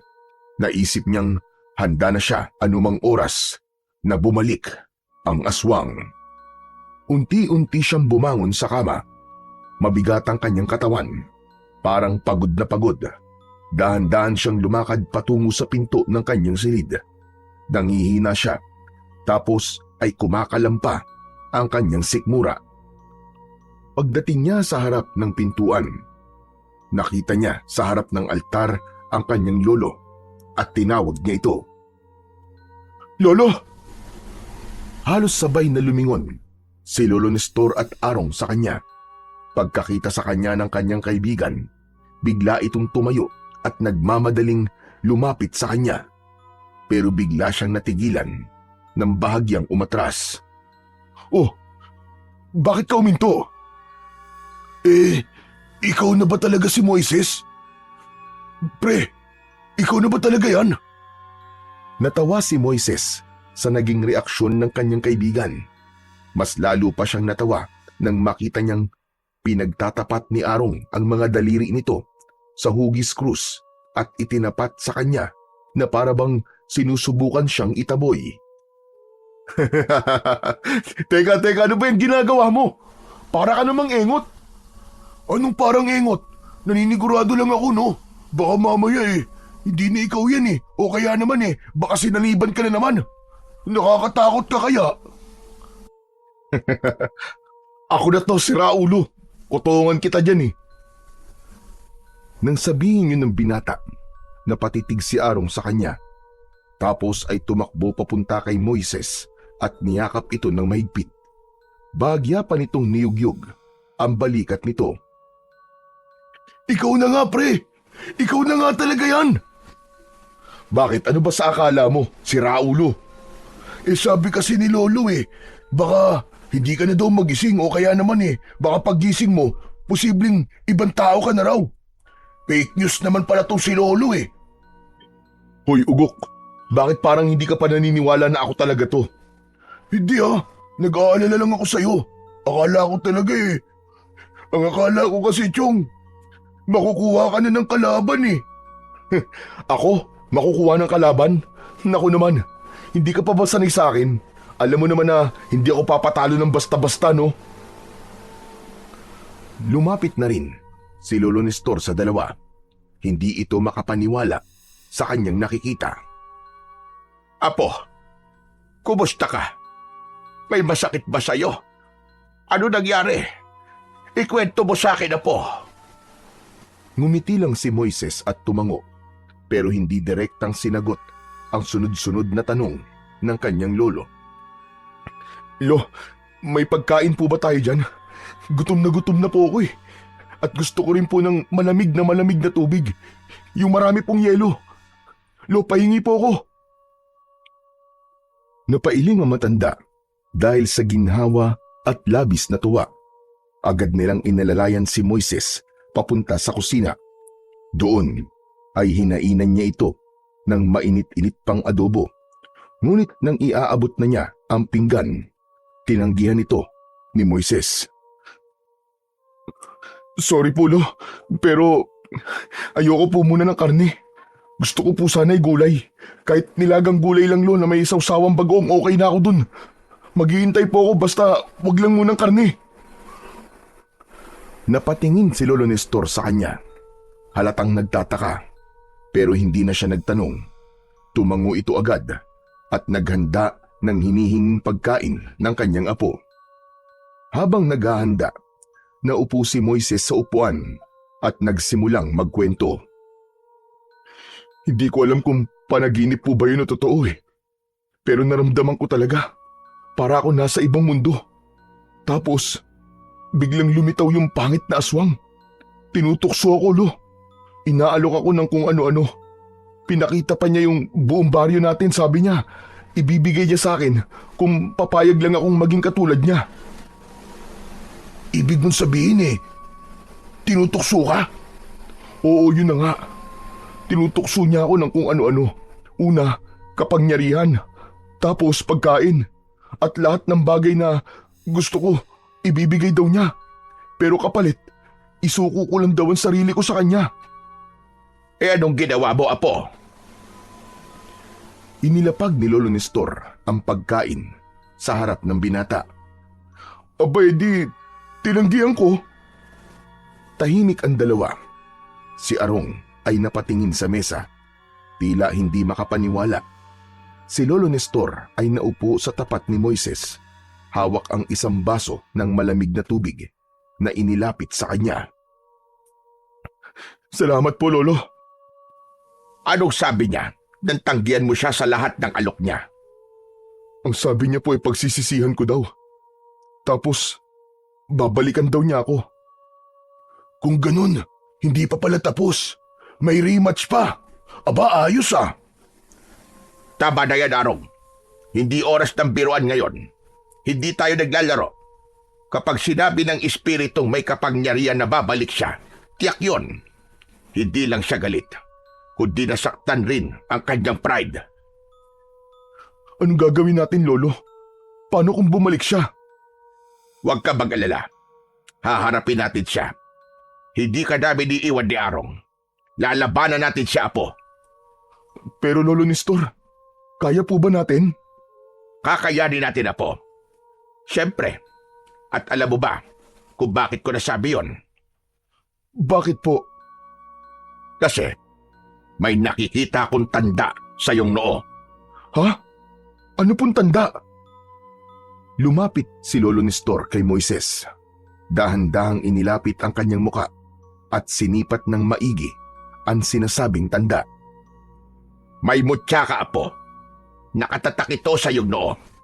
Isang puting mahiwagang bato. Puti. Pero hindi puti ang kulay niyan, Lolo. Alam mo tungkol sa bagay na ito? Opo. Kagabi po kasi, Lolo, lumabas po ako ulit. Tapos ang natatandaan ko, may nakita po akong pulang bato sa noo ng bungo. Tapos yun, dumikit po sa noo ko. Pula. Kaya pala, nung hindi ko pa to nakikita, ibig sabihin ay nasa ilalim ka pa rin ng kapangyarihan ng aswang na yon. At ngayon, naging puti na. Heto, tingnan mo. Kaya ko na siyang hawakan. Ibig sabihin lang nito, iho, ang mutya na yan na minsang ginamit para sa kasamaan na galing sa bungo ng gorilya ay pumapanig na sa kabutihan. Ibig sabihin po, nalinis ko siya? Oo. Magaling ka, Apo. Napadali sa ibo ang isang mutya na matagal nang ginamit ng mga nilalang na dilim. Pre, imba ka. Ang tindi mo. Di ko alam kung maiiyak ako o magpapapirma ako ng autograph sa'yo eh. Ikaw nan sa kalam. Biglang napasimangot si Lolo Nestor. Napatitig ito kay Arong. Nang tumawa ng malakas ang binata, agad niya itong binatukan. Yang ka na naman. Wrong timing ka talagang animal ka. Sabi nang wag mo nang magbiro eh. Seryoso itong pinag-uusapan natin dito. Aray ko naman, Lolo. Ang kati naman ng kotong niyo sa akin. Isa lang naman yun eh. Pampagaan lang ng sitwasyon. Grabe naman. Napakamot na lamang sa ulo si Arong. Pero tanggap naman niya na nagkamali siya. Hindi niya dinadamdam ang pananakit sa kanya ng matanda. Sanay na siya sa ganong kilos nito.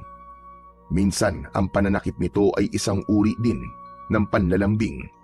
Dahil alam niya, itinuturing na din siyang apo ng matanda.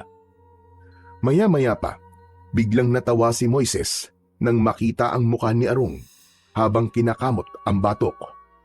Oh, loko, buti nga sa'yo. Ang kulit mo kasi. O siya, sige na. Balik na tayo sa usapan. Ikaw, Moises, kung totoo man na babalik ang aswang, kailangan mong maihanda. May sarili ka ng mutya ngayon. At kung masasanay ka sa paggamit ng kapangyarihan na yan, may kakayahan ka na para lumaban. Alam niyo po ba kung ano ang gamit nito, Lo? Kilala niyo po ba ang mutya na to? Hindi, Apo. Ang pagkakakilala ko lang sa kanya ay gamit yan ng mga sinaunang aswang sa mga ritual. Ngayon lang talaga ako nakakita na ang may hawak nito ay isang nilalang na may mabuting puso. Kung ganun, paano natin malalaman ang kapangyarihan nito, Lolo? Malalaman mo kapag nagkaroon na ng totoong panganib. Tama. Hindi ko lang alam ang lahat ng tungkol sa mutyang yan, Moises. Pero isang bagay lang ang sigurado ko kung paano o saan mo ito gagamitin. Yun ang magtatakda kung para saan talaga ito. Tumitig siya sa kanyang apo. Mata sa mata. Ang tandaan mo lang, Apo, gamitin mo yan sa kabutihan. Huwag mo kailanman hayaan na ang kapangyarihan niyan ang magdikta ng kilos mo.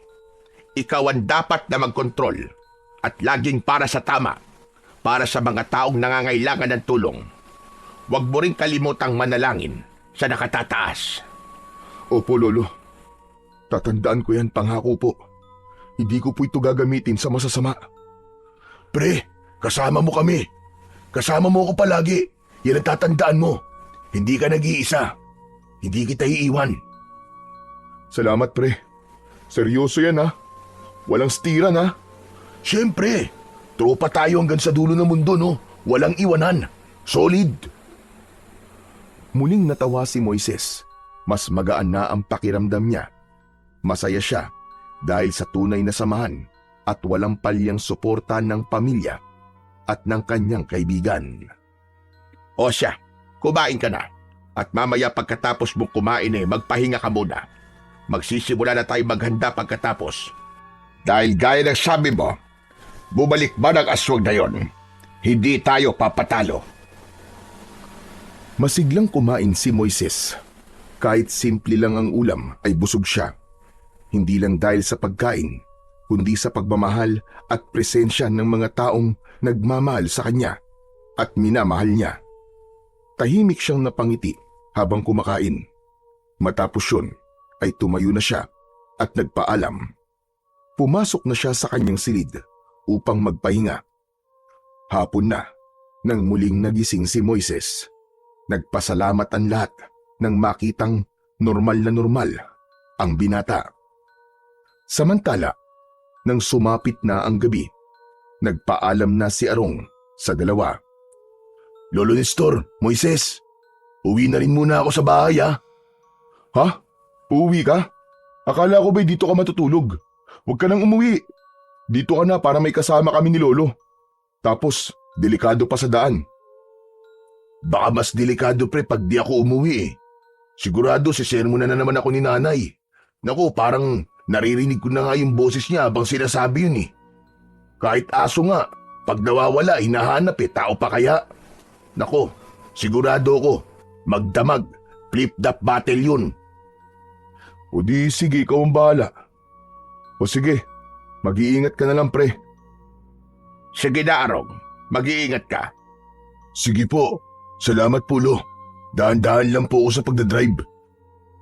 Pagkaalis ni Arong, bigla na lamang may naamoy sina Moises at Lolo Nestor. Isang malansang amoy na may halong asupre. May naramdaman silang mabigat na hangin. Pareho silang napatigil. Lo, naaamoy niyo po ba yun? Ang baho ah. Tumango si Lolo Nestor. Kapwa sila napatingin sa altar kung saan nakalagay ang bungo ng gorilya. Kitang-kita nila ang usok na tila nagpupumilit pumasok sa loob ng bungo. Pero hindi na tinatanggap ng bungo ang presensya nito. Maya-maya ay parang napagod na ito at sumuko. Lumayo na ito at nagpalutang-lutang sa hangin. Maya-maya ay tumapat ito mismo sa harap ni Moises. Ngunit sa halip na matakot, buong tapang siyang tumingin dito. Bigla na lang lumayo ang usok at tinungo nito ang pintuan. Lumabas ito hanggang sa tuluyang nawala sa dilim ng gabi. Lo, wala na siya. Umalis na. Tapos na ba? Hindi ko alam, Apo. Hindi ako sigurado. Ilang sandali lang ang lumipas. Bigla silang nakarinig ng isang malakas na sigaw. Saklolo! Tulungan niyo ako! Parehong naging alerto ang dalawa pagkarinig sa boses ni Arong. Hindi na sila nag-aksaya ng oras. Dinampot ni Lolo Nestor ang kanyang mahabang bolo na nakasabit sa dingding at lumabas ng bahay kasama si Moises. Bilisan mo lo! Bako na papano na po si Arong! Sinundan nila ang boses. Madilim ang kalsada, ngunit gamay na gamay ito ni Lolo Nestor. Maya-maya pa, nakita nila si Arong na nakahandusay sa kalsada. Ang kanyang motor ay nasa gilid, nakatumba at malayo sa kanya. Akala ni Moises ay nadisgrasya lang ito. Arong, ano nangyari? Pambihira naman, nasemplang ka ba? Hindi Moises, may aswang. Inatake ako ng aswang. Aswang? Sigurado ka ba? Oo pare, bigla na lang may humablot sa akin kanina nung pasakay na ako sa motor. Huminto kasi ako para umihi. Lolo, posible po ba? Oo, Apo.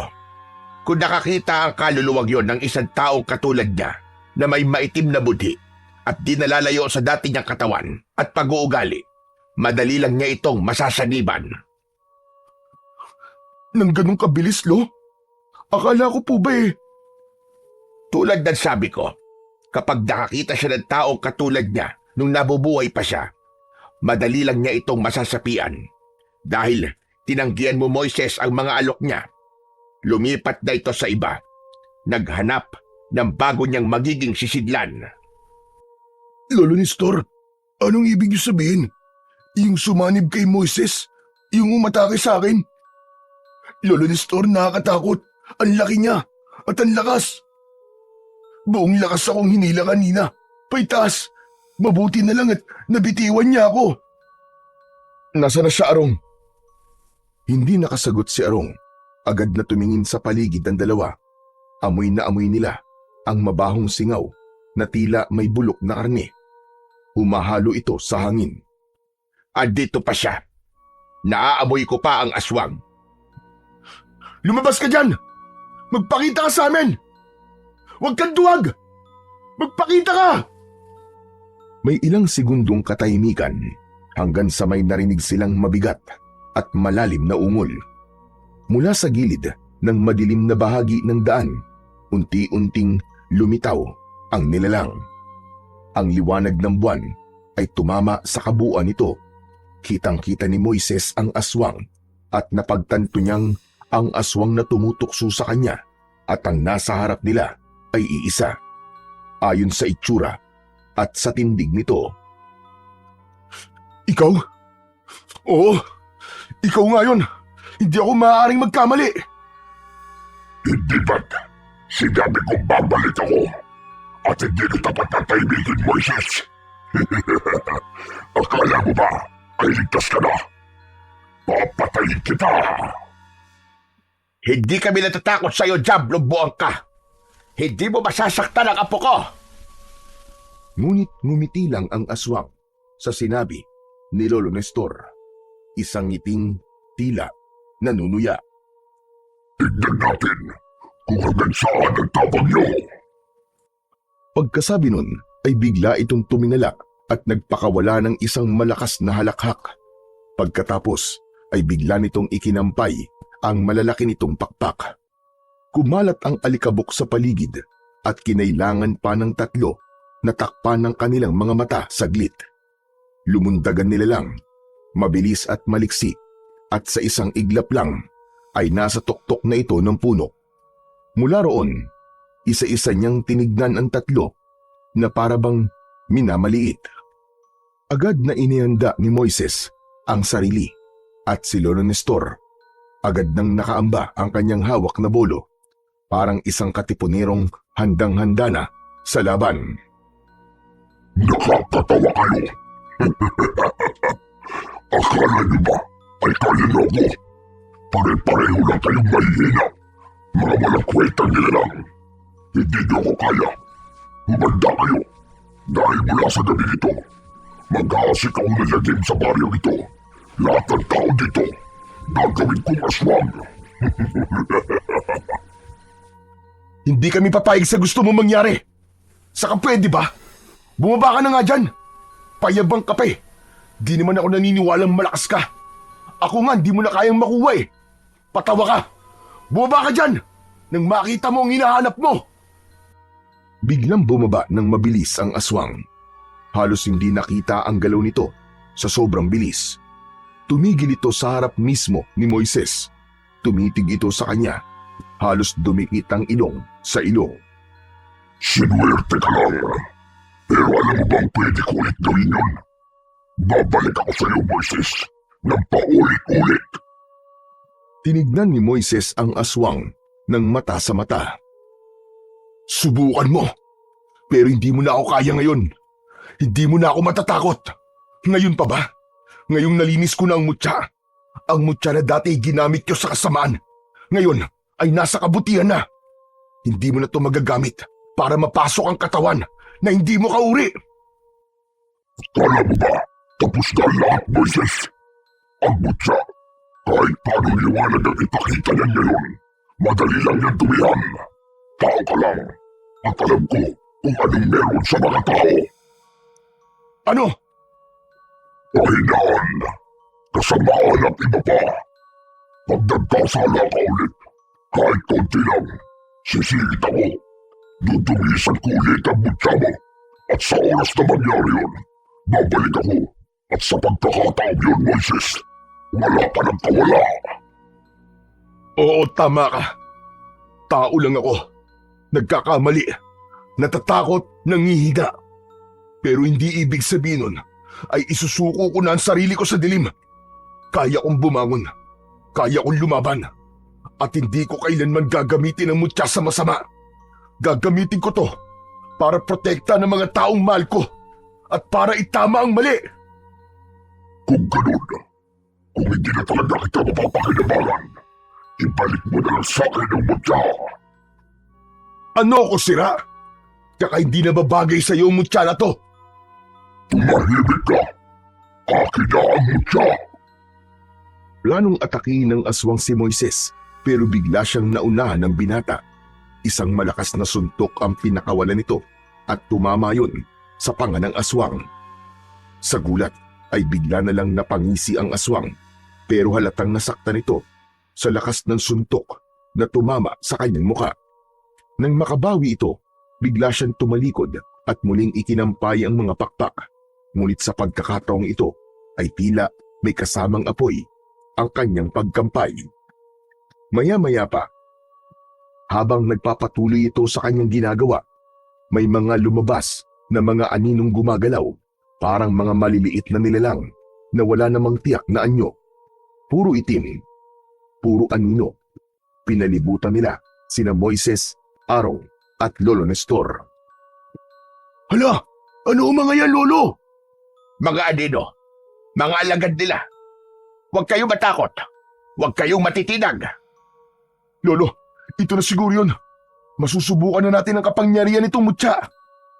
Oo, iho. Tama ka. Subukan mo na. Damhin mo ang iyong mutya. Kailangan magkaroon kayo ng koneksyon sa isa't isa. Huminto sa pagkampay ang aswang. Naglakad ito ng mabagal at parang nanunukso. Dumating na ang oras ng katapusan nyo.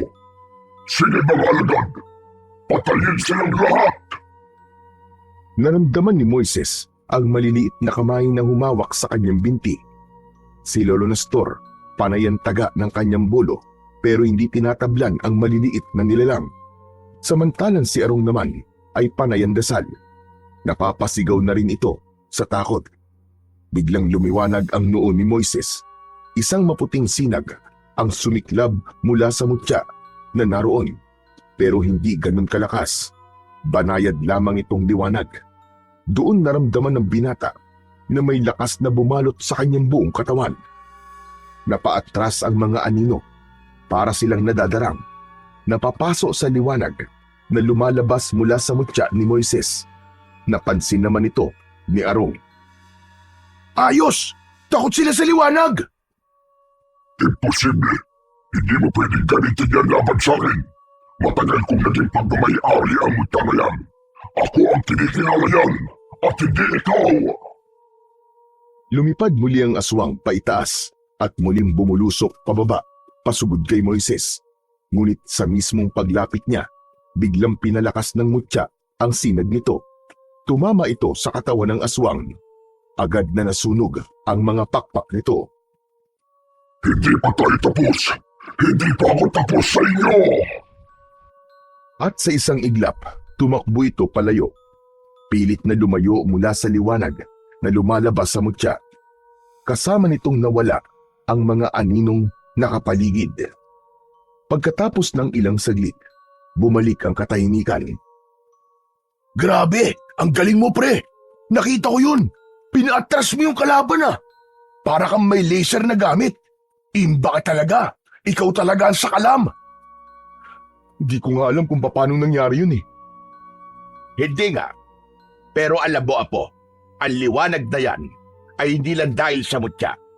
Dalawa kayong gumawa ng liwanag. Galing sa iyo ang kalahati nun. Alam mo ba? Pinalakas nito ang mutya dahil sa paniniwala mo sa tama. Yan ang tunay na kapangyarihan, Apo. Ang kabutihan na nagmumula sa iyong puso. Pero no, nakatakas yung aswang. E di habulin natin. Kaya niyo po ba? Abay, oo naman, dabuho ka. Wala akong rayuma ngayong gabi, kaya maswerte ka. Mabilis na kumilos ang tatlo papunta sa kakahuyan kung saan nakita nilang gumawi ang aswang. Napansin ni Moises na tila lumakas ang kanyang pangamoy at paningin at ginamit niya yon para sundan ng bakas at amoy ng kalaban, ang amoy ng asupre na naiiwan ng nilalang. Nasa may unahan si Moises. Mabilis ang kanyang kilos at alerto hanggang sa bigla na lang mula sa itaas, bumagsak ang aswang sa harap niya. Agad na umamba ng suntok si Moises. at mabilis na umatake. Inilagan siya ng aswang at gumanti gamit ang kanyang mga kamay na may matutulis na mga kuko. Natamaan si Moises nun, pero hindi man lang siya nasugatan, ni hindi man lang bumaon ang mga kuko ng aswang sa kanyang balat. Nahawakan ng binata ang isang kamay ng kalaban at iwinasiwas ito at ipinagwagwagan sa hangin. Sa kanya ibinalibag ng malakas. Ang lakas ng binata ay halos 10 tao ang katumbas. Tumama sa isang malaking puno ang aswang. Moises, sige lang! Labanan mo lang siya, Apo! Tapusin mo na siya! Ngunit biglang nagbago ang anyo ng aswang. Sa harap ni Moises, hindi na halimaw ang anyo nito, kundi kapitan ng kanilang baryo, si Kapitan Turing. Kapitan? Hindi! Bakit ikaw? Natitigilan si Moises. Umamba siyang umatake, pero hindi niya magawa. Hindi niya kayang paslangin ang taong kilala niya, lalo pat alam naman niyang sinaniban lang ito. Lo! Paano to? Anong gagawin ko? Nanginginig ang mga kamay ni Moises. Tumingin siya kay Lolo Nestor, tapos sa kapitan na nakatingin sa kanya ng masama at panay ang ngisi. Maya-maya ay naramdaman niya ang mutya. Tila umiinit. Hinawakan niya ang kanyang noo. Pinikit niya ang kanyang mga mata. Mutya, gawin mo ang nararapat. Palayain mo siya. Linisin mo ang kasamaan. Dalisayin mo ang kanyang pagkatao. Muling lumiwanag ang noo ni Moises.